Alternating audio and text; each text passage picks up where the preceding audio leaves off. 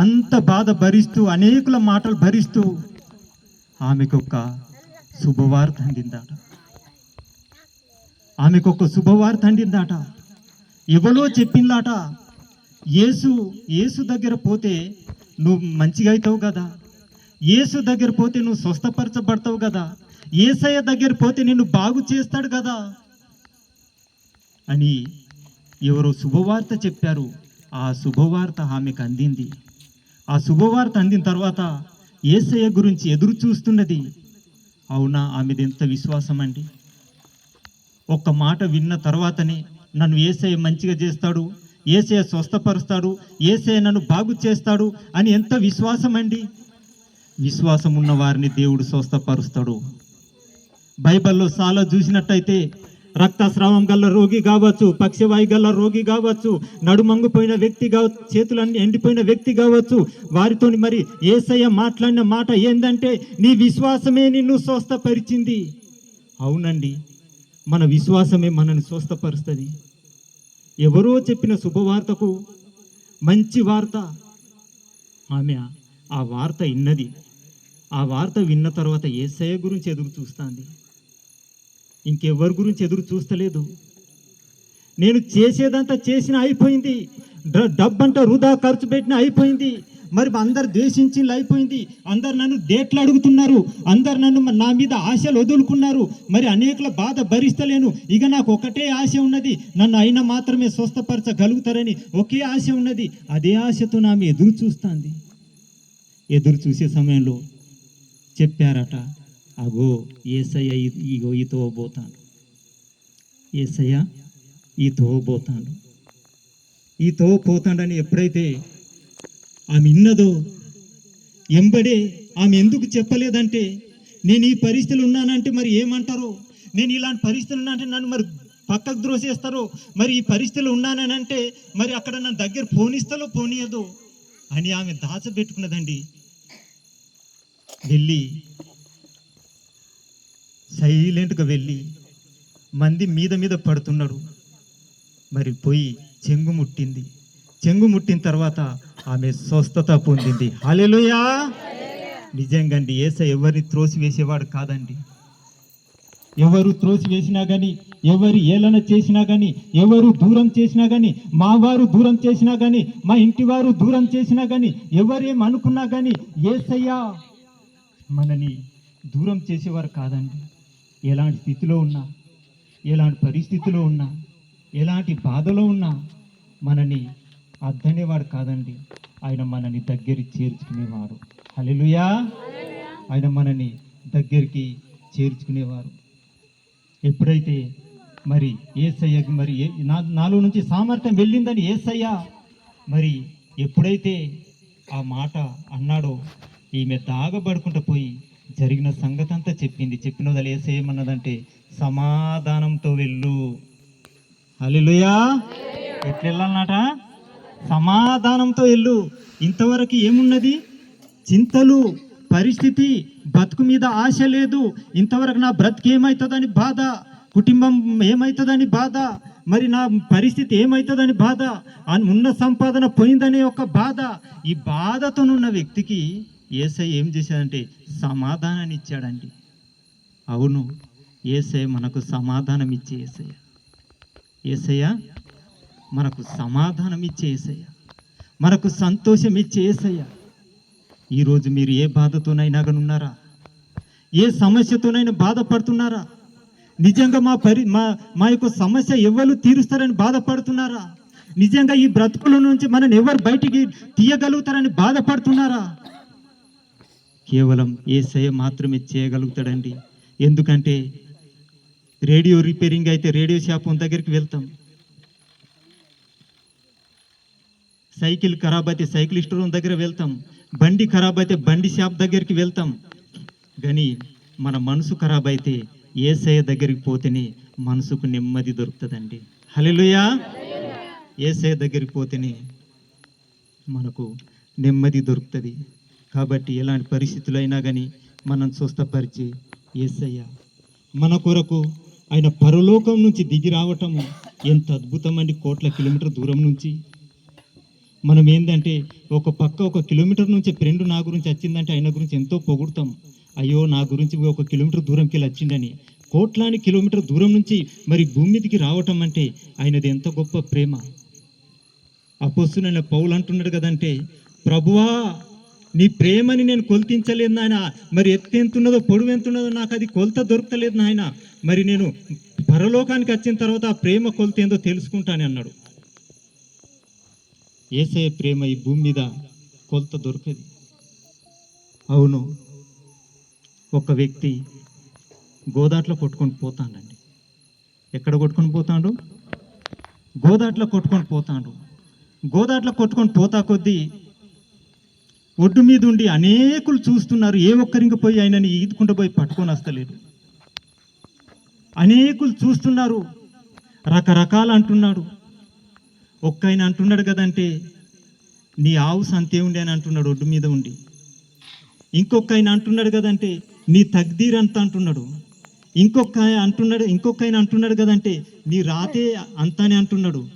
ఇంకొకడు ఏమంటాడంటే, నీ భూమి మీద మరి ఎన్ని ఇత్తులు అవుతుండేనో ఆ ఇత్తులు ఒడిచినాయి, అందు గురించి పోతాను అని అంటున్నాడు. ఇంకొకడు అంటున్నాడు కదంటే, నువ్వు చేసిన తప్పుడు పనుల ద్వారా మరి నేను నీకు మరి ఇలాంటి మరి గోదాట్లో పడి పోవలసి వచ్చింది అని అంటారు. కానీ అంతలోనే ఒక వ్యక్తి ఈదుకుంటూ పోయి ఆ వ్యక్తిని మరి ఒడ్డుకు లాక్కొని వచ్చాడండి. లాక్కొని వచ్చారు. ఆయన అడిగిండు, మేమందరం భయపడుతున్నాము, మేమందరం మరి ఈ రీతిగా మరి ఆయన పాపం, ఆయన కర్మ, ఆయన ఇత్తులొడిసిన ఎన్నో రకాలు అంటున్నాము, మరి నువ్వు పోయి మరి ఈదుకుంటూ బయటకు తీసుకొచ్చావంటే ఆ తండ్రి ఏమన్నా అంటే, ఆ కుమారుని కన్నా నేను తండ్రిని అంటున్నాడు. హల్లెలూయా. అవును, మన ఆదిలో మట్టి స్వరూపంలో దేవుడు చేసి భూమి మీదకి పెట్టి మనుషుడు మరి నశించి మరి నరకానికి వెళ్ళాల్సిన పరిస్థితి వచ్చినప్పుడు యేసయ్య ఏం చేసిందంటే మన కొరకు తెగించి పరలోకం నుంచి భూమి మీదకి వచ్చాడండి. మనం ఎన్నో సమస్యలు, బాధల్లో పడి, ఇబ్బందుల్లో పడి పోతా కొద్దీ మరి అనేకులు అనుకోవచ్చు, నీ తగ్దీరంతా అనుకోవచ్చు, నీ బాధ అనుకోవచ్చు, మరి నీ ఇత్తుల ఒడిసినాయి అనుకోవచ్చు, మరి ఎన్నో రకాలు అనుకోవచ్చు అండి. కానీ యేసు ప్రభు మనని ముట్టి స్వస్థపరిచాడు.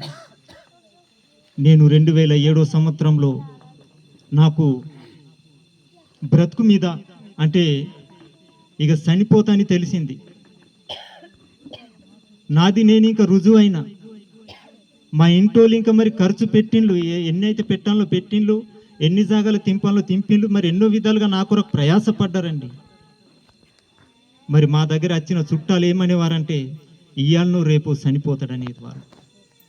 చుట్టున్న వారు ఏమనేదంటే, ఇయ్యాలను రేపు మరి సమయం దగ్గరికి వచ్చిందనేవారు. మరి అన్నం తిననసని పరిస్థితి, ఎండుకపోయిన బొక్కలో ఒక గూడు మాత్రమే ఉండేది. అలాంటి ఒక పరిస్థితి. మా దగ్గర చుట్టాలు వచ్చినా కానీ అనుకునేవారు కదంటే, చూసి పక్కకు పోయి ఇట్లనేవారు, చూసి పక్కకు పోయి అయినది గ్యారంటీ లేదు అనేవారు. ఎన్నో రకాలు అనేవారు. కానీ ఎప్పుడైతే నేను యేసయ్య దగ్గరికి వెళ్ళానో మరి యేసయ్య నన్ను స్వస్థపరిచాడు. హల్లెలూయా. యేసయ్య నన్ను స్వస్థపరిచాడు. ఎంతో మంది అనుకుంటుండవచ్చు ఈయన ఇత్తులొడిచినాయని, ఎంతో మంది అనుకుంటూ ఉండవచ్చు ఈయన మరి చేసిన పాపాన్ని భోగిస్తాడండి, ఎంతో మంది అనుకోవచ్చు ఈయన చేసిన తప్పు ఆయన మీదకి వచ్చిండని అనుకోవచ్చు, ఎంతో మంది మరి ఎన్నో రకాలు అనవచ్చు. కానీ యేసయ్య పని ఏందంటే, నువ్వు ఏ సమస్యలో ఉన్నావో, ఏ బాధలు ఉన్నావో, ఏ ఇబ్బందులు ఉన్నావో అలాంటి స్థలంలోకి వచ్చి నిన్ను బయటికి తీసేది కేవలం యేసు ప్రభు మాత్రమే. హల్లెలూయా. అసాంటి ఒక పరిస్థితుల నుంచి బయటికి తీసేది కేవలం యేసు ప్రభు మాత్రమే. అవునండి.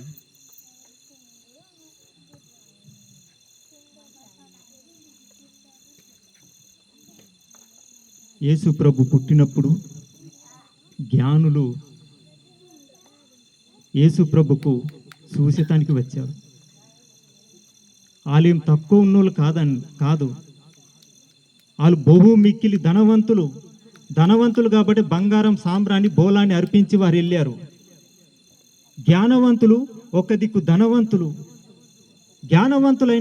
ధనవంతులైనప్పటికీ యేసయ్య దిక్కు ఎందుకు వెళ్ళారంటే వాళ్ళకున్న ఆలోచన ఏంటంటే మేమింత ధనం కలిగి ఉన్నాము, ఈ ధనం మనని పరలోక రాజ్యానికి తీసుకువెళ్ళది. మేము మంచి గృహాన్ని కలిగి ఉన్నాము, ఈ గృహం మనది పరలోక రాజ్యానికి తీసుకువెళ్ళది. నేను మంచి బాంధత్వాన్ని కలిగి ఉన్నాము, ఈ బాంధత్వం మనని పరలోక రాజ్యానికి తీసుకువెళ్ళది. నేను మంచి ఫ్రెండ్స్లని మరి కలిగి ఉన్నాము, ఈ మంచి ఫ్రెండ్స్లు మనని పరలోక రాజ్యానికి తీసుకువెళ్ళది. మేము ఐశ్వర్యవంతులము, ఐశ్వర్యతనము పరలోక రాజ్యానికి తీసుకువెళ్ళది. మేము మహాజ్ఞానులం గాని మా జ్ఞానం మనని పరలోక రాజ్యానికి తీసుకువెళ్ళది అన్న ఒక సత్యాన్ని గ్రహించారండి. వాళ్ళు అన్న యొక్క సత్యాన్ని గ్రహించారు. ఎంతున్నా కానీ అంత వేస్టే. ఎందుకంటే మేము యేసయ్యని కలుసుకోకుంటే మా బ్రతుకు వేస్ట్ అని 2 సంవత్సరాలు ప్రయాసపడి బెత్లెహేముకు చేరి యేసయ్యకు కానుకలు అర్పించి వెళ్ళేటప్పుడు బైబిల్లో ఏమున్నది? సంతోషంగా వెళ్ళిందని రాసినది. హల్లెలూయా! సంతోషంగా వెళ్ళిండు. యేసయ్యని కలుసుకున్న తర్వాత వారు సంతోషంగా వెళ్ళిండ్రు. అవునండి, 2 వ్యక్తులు పడవ మీద పోతాను సముద్రంలో. ఎంతమంది? 2 వ్యక్తులు మరి సముద్రంలో పడవ మీద పోతాను. పడవ మీద పోతా కొద్దీ ఈయననేమో చిన్నప్పటి నుంచి ఓడ నడుపుకునేటైన వ్యక్తి, చిన్నప్పటి నుంచి ఓడ నడుపుకునే వ్యక్తి, మరి ఒక ఎడ్యుకేటెడ్ వ్యక్తి అన్నట్టు, మహాజ్ఞాని. ఆయన పడవ మీద పోతా కొన్ని ప్రశ్నలు ఎత్తాడట. ఏం ప్రశ్నలు అంటే, నీకు భౌతిక శాస్త్రం తెలిసేనా అంటే ఆయన అన్నాడట కదంటే, ఏమున్నాయా, నేను చిన్నప్పటి నుంచి పడవ నడుపుతానా, భౌతిక శాస్త్రం ఏందో నాకు తెలియదు అన్నాడట. సరే కానీ నీకు జీవశాస్త్రం ఎరికేనా, అది ఇంకా తెలియదయ్యా, నేను చిన్నప్పటి నుంచి పడవ నడుపుతానా. ఆయన అంటున్నాడు, నువ్వు ఏం మనిషివయ్యా, ఈ లోకంలో బతుకుతానవా, ఇంకెక్కడన్నా ఉన్నావా, నువ్వు ఈ భూమి మీద ఉన్నావా, ఇంకెక్కడన్నా ఉన్నావు, నువ్వు అది తెలియదంటావు, ఇది తెలియదంటావు, మరి ఇంకేదో మరి మంచి జ్ఞానశాస్త్రం గురించి నీకు తెలిసేనా, అది ఇంకా తెలియదయ్యా, నాకు ఏ శాస్త్రం గురించి తెలియదు అంటా కొద్ది ఈ వ్యక్తి, జ్ఞాని వ్యక్తి ఏమంటానంటే, నువ్వు ఏం మనిషివయ్యా, ఊకే పడవన్నాడు కూడా పడవలేనా, ఇక భూమి మీద ఉండేది ఏమన్నా జరిగేది నీకు తెలియద్దా, ఏం జరుగుతుంది, ఈ జ్ఞానం కనీసమన్నా నువ్వు ఉంచుకోవద్దా, అసలు నువ్వు మనిషివేనా అంటా కొద్దీ కొంత దూరం పోయినాక ఈ నావికుడు ఓడ నడిపిటైన అంటాడట, నీకు ఈత శాస్త్రం వచ్చా, నీకు ఈత శాస్త్రం వచ్చా. ఆయన అంటాడట, అయ్యో ఈత శాస్త్రమా అంటే ఏంది, ఏం లేదు, ఈత కొట్టుతాం, ఈత శాస్త్రం వచ్చా, అయ్యో అది రాదండి, ఎందుకు, ఏం లేదు, మన పడవకు బోల్ పడ్డది, ఇప్పుడు మునిగేతాన్ దగ్గరికి వచ్చింది, పడవకు బోల్ పడ్డది, ఇప్పుడు మునిగేతాన్ దగ్గరికి వచ్చింది. అప్పుడు ఆ మహాజ్ఞాని వ్యక్తి ఏడుస్తాడట, ఎంత జ్ఞానమున్నా, ఎంత శాస్త్రాలు చదివినా, ఎంత లోక జ్ఞానం చదివినా కానీ ఈ జ్ఞానం లేకుంటే మన బ్రతుకు వేస్ట్ అండి. ఈ జ్ఞానం లేకుంటే మన పరలోక రాజ్యానికి తీసుకువెళ్ళదండి. ఈ జ్ఞానం లేకుంటే దేవుని రాజ్యానికి వెళ్ళమండి. ఒక వ్యక్తి మరి పాప క్షమాపణ పొంది బాప్తిస్మ మారుమనసు పొంది మరి బాప్తిస్మ తీసుకొని దేవుళ్ళో సరిగున్న వ్యక్తి మరి ఆయన రాజ్యానికి చేరుతాడండి. కాబట్టి ఈత శాస్త్రం తెలియదండి. మనం బయట ఎంత ఉన్నా, ఎంత ఐశ్వర్యం ఉన్నా, అన్ని శాస్త్రాలు ఉన్నా, ఎన్ని డిగ్రీలు చదివినా, ఏది చదివినా మరి రక్షణ లేకుంటే మనం దేవుని యొక్క రాజ్యానికి చేరలేము. దేవుని యొక్క రాజ్యానికి చేరటానికి ఇదొక మార్గం. నిజంగా ఇందులో ఒక మరి సంస్కృతంలో మంచి ఒక శ్లోకం ఉన్నది, అపుత్రోసియా వాతోరు వసి కుచితన మరాయ అంటే దీనికి అర్థం ఏంటంటే, కుమారులు లేనివారు మరి ఆయన నరకానికి వెళ్తారని, దీనికి పరలోకానికి వెళ్ళక నరకానికి వెళ్తారని, కుమారులు కొడుకు లేనివారు చనిపోయిన తర్వాత ముందు నడిచాను కొడుకు కావాలి. అయితే మనం ఆలోచించినట్టయితే భూమి మీద కుమారులు లేనివారు చాలామంది ఉన్నారు. తెగనే లేని వారు ఇంకా చాలా మంది ఉన్నారు. అట్లయితే భూమి మీద ఉన్నారు చెరసగం మంది నరకానికి వెళ్తారా? కానీ దాని సాదృశ్యం ఏంటంటే దేవుని కుమారుడు యేసు ప్రభుని కలిగి ఉండకుంటే మనిషి ఏడికి వెళ్తారాట? మరణానికి వెళ్తారాట. హల్లెలూయా! ఆ కుమారుడే యేసు ప్రభు. ఆ కుమారుడే యేసు ప్రభు. సర్వ పాప పరిహార రక్తపోక్షణ అవశ్యనం తద్ రక్తం పరమోత్మ పుణ్యదాన బలిహగం. సర్వ పాప పరిహార రక్తపోక్షణ అవశ్యం అంటే అందరి పాపాల కొరకు యేసు మరి రక్తం చిందించుట అవశ్యమాట. తద్ రక్తం పరమోత్మ పుణ్యదాన బలియాగం అంటే తద్ రక్తం పరమోత్వం అంటే దేవుడే స్వయంగా మన కొరకు ఈ భూమి మీదకి మానవ రీతిగా వచ్చి కల్వరి శిలో పైన ఆయన రక్తాన్ని చిందించాడు. హల్లెలూయా! ఆయన రక్తాన్ని చిందించడం ద్వారా మనకేం దొరికిందంటే మనకు రక్షణ అనేది మనకు దొరికింది. అసతో సద్గమయో తమసో జ్యోతిర్గమయో మృత్యోమ అమృత గమయో అని ఉన్నది. అసత్యంలో నుంచి సత్యం నడిపించేవారు, మరణం నుంచి జీవం నడిపించేటైన మరి ఆయన కేవలం యేసు ప్రభు మాత్రమేనండి. నిజంగా మనం ఏ స్థితిలో ఉన్నామో ఆ స్థితిలో మనం సంతోషించుడు నేర్చుకోవాలి. ఆ స్థితిలో మనం సంతోషించుడు నేర్చుకోవాలి. ఒక కాకి ఒక జ్ఞాని కింద ఉన్నడాట. కాకి చెట్టు మీద ఉన్నదాట. కాకి ఏమంటుందంటే, నాకు ముక్కు కానుంచి మొదలు పెడితే తోక దాకా మొత్తం నల్ల కలరు, నాకే ఎందుకు ఇట్లా పెట్టిండు దేవుడు? ముక్కు కానుంచి మొదలు పెడితే తోక దాకా మొత్తం నల్ల కలరు, నాకే ఎందుకు దేవుడు ఇట్లా పెట్టిండు? ఇటువంటి మరి గోసల నన్నేందుకు పెట్టిండు? నా బ్రతుకు మంచిగా లేదు, నాది మరి జీవితం మంచిగా లేదు, ఎంత పని. కింద ఉన్న జ్ఞాని చెప్తాడట, నువ్వు నల్ల కలర్లోనే మంచిగా ఉన్నావు, నీకున్న కలర్లోనే నువ్వు మంచిగా ఉన్నావు అని జ్ఞాని చెప్పినా కొన్ని జ్ఞాని మాట ఇంటలేదా? జ్ఞాని మాట ఇంటలేదు. నాకు ఇదెందుకని పోయి హంసను పోయి అడిగిందట. హంస అంటే మరి తెల్లగా ఉంటుంది. మరి హంస తెల్లగా ఉంటుంది కదా, తెల్లగా ఉన్నది ఎంత సంతోషంగా ఉంటుందో, ఎంత హాయిగా ఉంటుందో, తెల్ల కలర్తో మరి ఆమె మరి ఎంత ఉంటుందో, మరి ఎంత సంతోషిస్తుందో పోయి అడుగుదామని కాకి హంస దగ్గరికి వెళ్ళిందండి. హంస దగ్గరికి వెళ్ళి ఏం అడుగుతుందంటే, హంస నువ్వు ముక్కు కానుసి మొదలు పెడితే తోక దాకా తెల్లగా ఉన్నావు, నువ్వు ఎంత హాయిగా ఉన్నావో, నువ్వు ఎంత సంతోషంగా ఉన్నావు అని అడిగితే ఆ హంస ఏమన్నదంటే, ఏం చెప్పాలి, ముక్కు కానుంచి తోక దాకా తెల్ల కలరే, తెల్ల కలర్ తప్పించి వేరే కలర్ లేనే లేదు, ఈ తెల్ల కలర్తో నాకు బోరు కొట్టిందని అన్నదట. ఈ తెల్ల కలర్తోని నాకు బోరు కొట్టింది. మళ్ళా కాకి అనుమానం అయితే, ఎందుకంటే మరి ఆమెకు మరి మనసు దొరకలేదు. ఆమె పోయిందట. మళ్ళీ పోయి మరి సరే కానీ ఈసారి నమిలిని అడిగి చూస్తానన్నదట. నమిలి చూడు, మంచి మంచి ఈకలు ఉంటాయి, ఎవరైనా చూస్తానికి సంతోషిస్తారు, మరి ఎవరైనా కానీ నమిలిని మరి చూడాలని ఆశపడతారు, బొమ్మలు చూడాలని ఆశపడతారు, మరి ఎక్కడైనా మరి జూ పార్కులో ఎండ్లైనా కానీ చూస్తానికి ఆశపడతారు. మరి ఒక్కసారి పోయి నమిలిని పోయి అడుగుతానని కాకి నమిలి దగ్గర పోయిందట.